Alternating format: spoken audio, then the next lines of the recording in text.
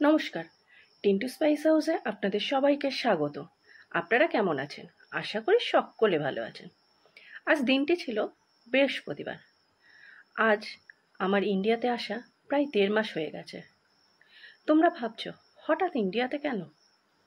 তার একটা বড় ঘটনা আছে, সেটা না হয় অন্য একটা ভিডিওতে শেয়ার করব। আজ আমি তোমাদের সাথে আমার একটা ফেলে আসা ছোট্ট গল্প কথা শেয়ার করব। আসলে গল্প কথা বলতে আমার জীবনের একটা আনন্দের অংশীদার এই কাজটি। এই যে দেখছেন এই চুড়িটি বানাচ্ছি, এটা আমার ভালো লাগার ও ভালোবাসার জায়গা। আজ থেকে প্রায় 1 বছর পর বানাচ্ছি এই চুড়িটা। আসলে সুইডেনে যাওয়ার আগে এই চুড়ির অর্ডারটি আমি পাই আমার এক কাছের ভালোবাসার মানুষের কাছ থেকে। সে তার মেয়ের জন্য বানিয়ে দিতে বলেছিল, কিন্তু ওই সময় আমার মেয়ে হঠাৎ অসুস্থ হওয়ার জন্য আর বানাতে পারিনি। আর মেয়ে সুস্থ হলেই পাড়ি দিলাম সুদূর গোথেনবার্গে। এবছর যখন নানান প্রতিকূলতার মধ্যে দেশে আসলাম, দেশে আসার পর লাস্ট ফ্রাইডে গিয়েছিলাম আমার একটা খুব প্রিয় জায়গা অনুপ্রাণে। আর এই অনুপ্রাণেরই অংশ হলো সুপর্ণা। কথায় কথায় সুপর্ণা বলল, অলির আর চুড়িটা বানানো হলো না। তখন আমি কিছু বলিনি, বাট বাড়ি এসে বানাবো ভাবলাম আর কতদিন মন খারাপ করে থাকবো। আর তোমরা তো জানোই, যেই ভাবা আর সেই কাজ।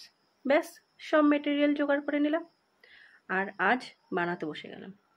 এই গোলাপি রঙেরটা অলির খুব পছন্দের একটি রং, তাই গোলাপি রঙের কাপড় দিয়ে এই চুড়ি বেসটা তৈরি করে নিয়েছি।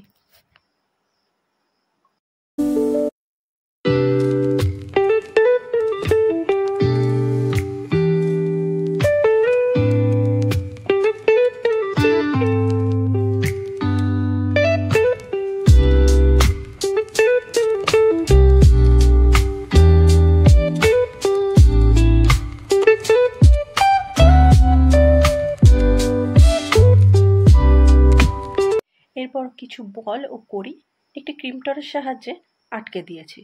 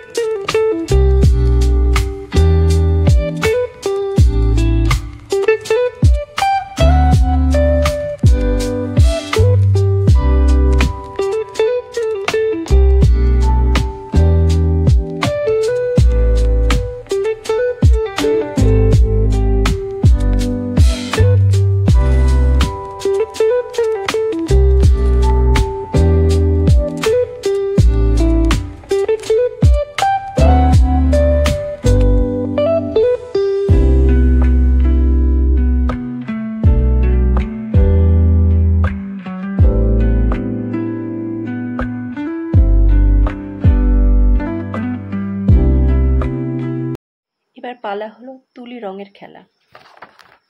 তাই চুড়ির গায়ে সৌন্দর্য বাড়ানোর জন্য নীল ও হলুদ রঙের কিছু ফুল এঁকে দিয়েছিলাম। কড়ি, ফুল, বল ও রং তুলির এই সুন্দর শোভা বাড়িয়েছে এই চুড়িটাতে।